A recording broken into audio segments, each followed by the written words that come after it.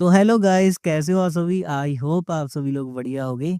तो आज मैं फिर से लेकर आ गया हूँ एक बहुत ही जबरदस्त और नया मानवा। हो सकता है कि स्टार्टिंग का कुछ पार्ट आपको थोड़ा सा बोरिंग लगे, क्योंकि ये सिर्फ बिल्ड अप है। आगे जाकर ये मानवा काफी ज्यादा ही जबरदस्त हो जाता है। तो चलिए बिना किसी देरी से जल्दी से शुरू करते हैं। यह कहानी तब शुरू हुआ जब एक बदसूरत नौकर और एक अमीर परिवार की युवा बेटी गुप्त रूप से प्यार में पड़ जाती। हालांकि वे सिर्फ बच्चे थे, उन्होंने हर एक पल को आनंद से गुजारा जो वे साथ बिता सकते थे। लेकिन उनकी खुशी लंबे समय तक नहीं चली। लड़की के परिवार को जल्द ही उनके प्रेम के बारे में पता चला गया और उन्होंने उस नौकर को महल से बाहर निकाल दिया जहां वह काम करता था। उन्होंने उस गरीब लड़के को ठंड के मौसम में एक ठंडे जंगल में छोड़ दिया। उसके पास जीवित रहने के लिए भोजन का एक निवाला खरीदने के लिए भी पैसे नहीं थे और खुद का बचाव करने के लिए उसके पास कोई हथियार नहीं था। लड़का पूरी तरह से असहाय था। वह दिन आखिरी बार था जब लड़की उसे अंतिम क्षणों में देख पाई थी। इससे ठीक पहले कि उन्हें अलग कर दिया गया, उससे ठीक पहले लड़के ने उससे एक वादा किया और उसने कसम खाई कि एक दिन वह वापस आएगा और उस दिन वह इतना मजबूत और धनवान होकर आएगा कि वह उसके योग्य हो सकें। और उस समय वह आएगा तो वह शादी के लिए उसका हाथ मांगेगा। यह एकमात्र चीज थी जो उसने अलग होने से पहले कही थी। बाद में उस लड़के को लोगों ने उसे अराजकता की राक्षस तलवार कहना शुरू कर दिया। उसका नाम सुनना ही लोगों को डर से कांपने के लिए काफी था। यह इससे भी बदतर था। उसे व्यक्तिगत रूप से देखना कुछ ऐसा था जिसे कोई भी अनुभव नहीं करना चाहता था। दूसरी ओर लड़की पूरी तरह से अलग हो गई। वह न्याय और आशा का प्रतीक बन गई, जिसे सच्चाई का सितारा और चंद्र की तलवार के रूप में जाना जाता है। वह सिर्फ राज्य में सबसे कुशल योद्धाओं में से एक नहीं थी, बल्कि उसके वह भी बड्ढे है। मेरा मतलब यह है कि उसकी सुंदरता दूसरों की तुलना में एक अलग स्तर पर थी। उसका रूप इतना सुंदर और आकर्षक था कि जिसने भी उसका चेहरा और शरीर देखा वह पहली नजर में प्यार में पड़ गया। लेकिन अजीब बात यह है कि 15 साल बाद भी वह बचपन के उस लड़के के प्रति वफादार रही है, बिना यह जाने कि वह जीवित है या नहीं। वह उसका वादा नहीं भूली थी और इसीलिए उसने किसी भी पुरुष को अपने करीब आने से मना कर दिया था। यह से कहानी की शुरुआत होती है। लेकिन चीजें वास्तव में तब दिलचस्प हो जाती हैं जब दृश्य वर्तमान समय में बदल जाता है। यह एक हलचल भरे सराय में जाती। वह जगह लोगों से भरी हुई थी जो खुशी खुशी अपनी उपलब्धियों और रोमांच के बारे में बातें कर रहे थे। एक कोने में एक युवक चुपचाप बैठा था और भीड़ की तरफ देख रहा था और सोच रहा था कि क्या यह छोटी सी सराय वास्तव में व्यापारियों और यात्रियों के लिए प्रसिद्ध केंद्र है। उसने एक युवक जू यून के बारे में सुना था। वह एक योद्धा था जिसके पास एक भाला था जिसे वह सावधानी से लपेट कर रखता था। वह इस स्थान पर सुरक्षित रूप से पहुंचने से बहुत ही अच्छा महसूस कर रहा था और यहां तक कि वह खुश भी था, क्योंकि स्थानीय लोगों ने उसके साथ बहुत दयालुता से व्यवहार किया था और कोई भी उसे रोक नहीं सकता था। वास्तव में कोई भी उसे रोकना नहीं चाहता था। हालांकि उस समूह में एक गंजे आदमी ने उसे एक गंभीर चेतावनी दी। उसने उसे जू यून से कहा कि स्वाभाविक रूप से क्षेत्र में घूमते समय वास्तव में सावधान रहना चाहिए। जे यून यह सुनकर उत्सुक था और उसने पूछा कि उसके कहने क्या मतलब है। उसके चेहरे पर एक डरावनी नजर के साथ उसको समझाया, उसका यह मतलब है कि गांव के पास एक खतरनाक राक्षस छिपा हुआ है। यह एक क्रूर खूनी व्यक्ति जो मार्शल कलाकारों का शिकार करता था और दूसरों को डराने के लिए उनके कटे हुए सिरों को अपने साथ रखता था। जेयून ऐसा लग रहा था कि वह एक डरावनी कहानी से प्रभावित करने की कोशिश कर रहा था, लेकिन सच्चाई यह थी कि वह वस्तु इससे बिल्कुल भी अपरिचित नहीं था। वह शांति से अपनी चाय की चुस्की लेते हुए उसने ऐसा अभिनय किया जैसे कि यही कारण है कि वह उनकी बातचीत के बीच में वहां मौजूद था। कुछ यूं कहें कि कोई सराय में अचानक चला आया था जिसने सभी का ध्यान खींचा, और निश्चित रूप से यह वही आदमी था जिसके बारे में बात कर रहे थे। वह कहता कि यह कौन है। बाकी लोग डरे हुए थे और केवल आपस में फुसफुसाते हुए सोचने लगे कि क्या यह वास्तव में वह ही राक्षस था। वह उस अफवाह से चिढ़कर कहा कि आदमी ने अटेंडेंट पर चिल्लाकर तुरंत सरायपाल को बुलाने के लिए कहा, लेकिन अटेंडेंट ने घबराकर समझाया कि सरायपाल एक काम से बाहर गया हुआ है और इस बीच आदमी को जो भी जरूरत हो वह उसे पूरा करने की पेशकश करता है। विनम्र होने की कोशिश करते हुए अटेंडेंट ने उस चीज को लिया जिसे उसने समझा था कि वह आदमी का सामान है, और सरायपाल के वापस आने तक उसे एक शांत कमरे में ले जाने का इरादा था। जैसे ही अटेंडेंट ने बैग को देखा, वह स्तब्ध रह गया, यह महसूस करते हुए यह उम्मीद कि वह बिल्कुल भी वह चीज नहीं है जिसकी उसने उम्मीद की थी। फिर भी उसने इसे ले जाने अनुमति दी, लेकिन इससे पहले कि वह कुछ कर पाता, आदमी ने उसका हाथ पकड़ लिया और उसे वहीं रोक दिया। कमरे में सन्नाटा छा गया। हर कोई डर से देख रहा था, सोच रहा था कि शायद बेचारे परिचालक का अंत हो गया है। एक और डरावनी निगाह से राक्षसी आदमी ने ऊंची आवाज में घोषणा की, उस बैग में उसका शिकार है और उसे छूने का अधिकार उसके अलावा किसी को भी नहीं है। परिचारक बेकाबू होकर कांपने लगा और उसे वह केवल इतना ही कह सका, और उसने उसका अनादर करने के लिए हकलाते हुए उससे माफी मांगी। इस परेशान करने वाले दृश्य को देखकर डर में फुसफुसाहट पैदा कर दी, और लोग फुसफुसाहट करने लगे थे कि वह आदमी उतना ही क्रूर है जितना कि अफवाहों में दावा किया गया था। लेकिन इससे पहले कि वह कुछ कर पाता कि बैग अचानक हिलने लगा और इस शोर ने तुरंत आदमियों का ध्यान अपनी ओर खींचा लिया। उसने अपने थैले ओर देखा और उसने उसे कष्ट सहने देने के लिए उससे माफी मांगी, और वह अपना काम पूरा करेगा जो उसने शुरू किया था। जैसे ही उसका हाथ थैले की ओर बढ़ा, किसी ने उसे रोक दिया और कार्रवाई की। वह कोई और नहीं बल्कि जे यून था। उसने राक्षसी आदमी को रोकने की हिम्मत नहीं की। वह खड़ा रहा और निडरता से उसे युद्ध के लिए चुनौती दी। कमरे में पूर्ण अविश्वास से सन्नाटा छा गया। किसी ने भी नहीं सोचा होगा ये, यहां तक कि पहले वाले गंजे आदमी ने भी इसकी उम्मीद नहीं की थी। हर कोई सवाल कर रहा था कि क्या जे यून ने अपना दिमाग खो दिया है या वह अचानक पागल हो गया है। उसके चेहरे पर नए घाव के साथ राक्षसी आदमी जे यून की ओर मुड़ा। उसके होंठ एक मजाकिया मुस्कान में मुड़ गए। उसके स्वर में तिरस्कार टपक रहा था, जैसे कि वह उसके खिलाफ हो। जे यून अभी भी आत्मविश्वास से भरा हुआ था। साहसपूर्वक घोषणा के लिए वह तैयार है। मार्शल दुनिया के सबसे बड़े दुश्मन का सामना करने के लिए। वह इतनी जोर से हंसा कि हंसी माइल्स तक गूंज उठी, और फिर एक मुस्कुराहट के साथ उसने कुछ ऐसा कहा जिससे उसने जे यून का ध्यान अपनी ओर खींचा लिया। बाद में उस आदमी ने पूछा कि जे यून क्यों मानता है कि वह मार्शल दुनिया का तथाकथित सबसे बड़ा दुश्मन था, लेकिन जे यून के जवाब देने से पहले ही आदमी ने इसे टाल दिया, जैसे कि वह पहले से ही जवाब जानता हो। एक गहरी सांस छोड़ते हुए आदमी ने समझाना शुरू किया कि केवल जे यून ही नहीं बल्कि बाकी सभी ने उसके बारे में सब कुछ गलत समझा था। हालांकि उसके वाक्य पूरे होने से पहले ही जे यून ने उसे बीच में रोक दिया और उसका मजाक उड़ाया हुए यह स्पष्ट किया था कि जे यून का मानना था कि वह आदमी लड़ाई से बचने के लिए बस बहाने बनाने की कोशिश कर रहा है।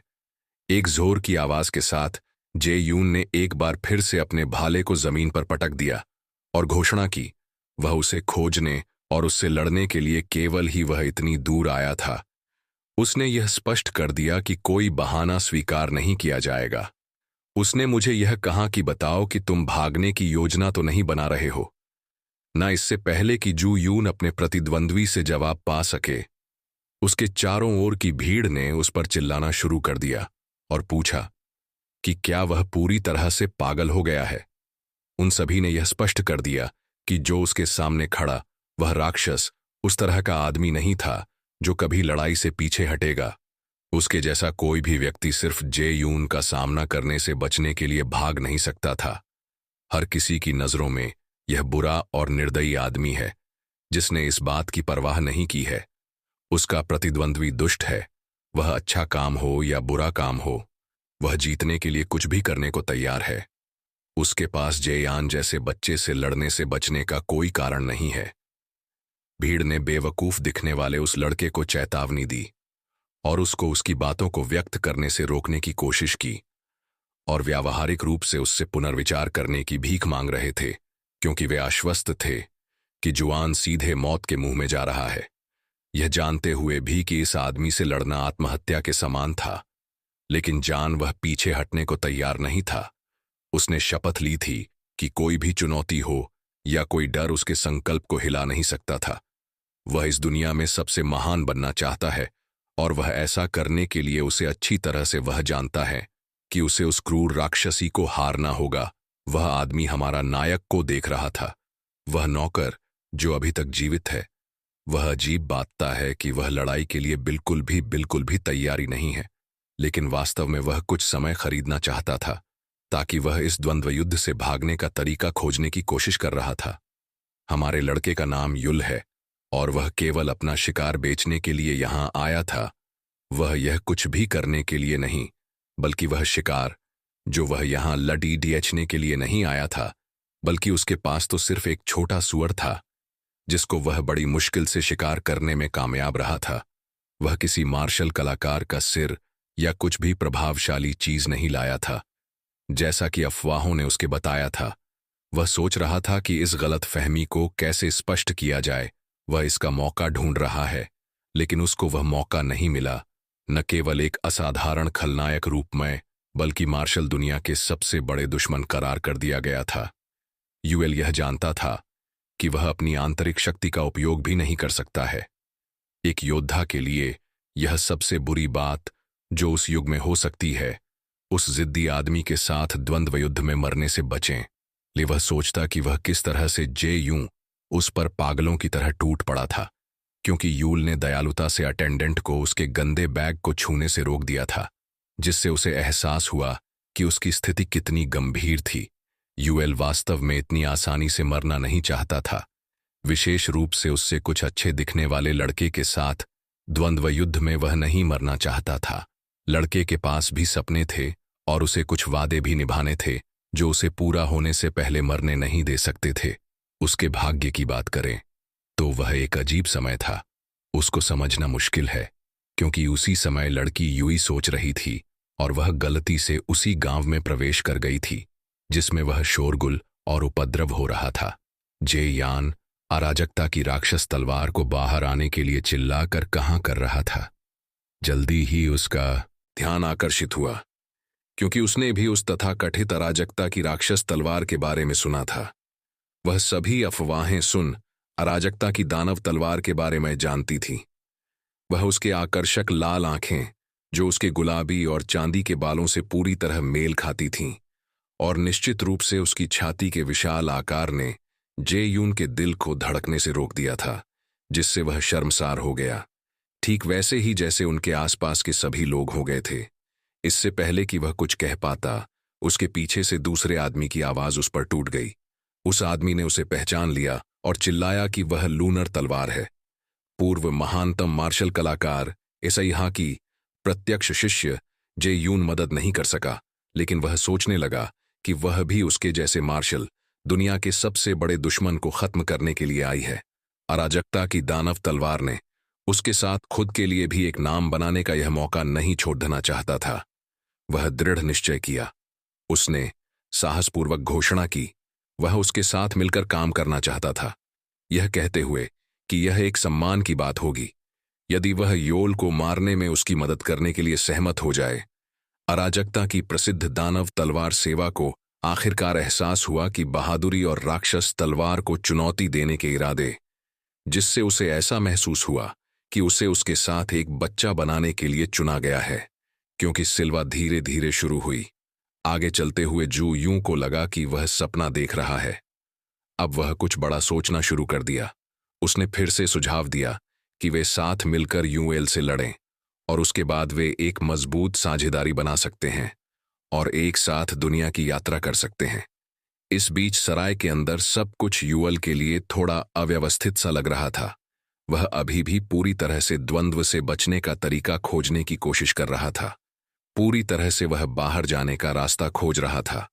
वह यह सोचना बंद नहीं कर सका कि सबसे अच्छा समाधान अधिकारियों को स्थिति की रिपोर्ट करना था, क्योंकि द्वंद्व कानून द्वारा सख्ती से बंद कर दिया था।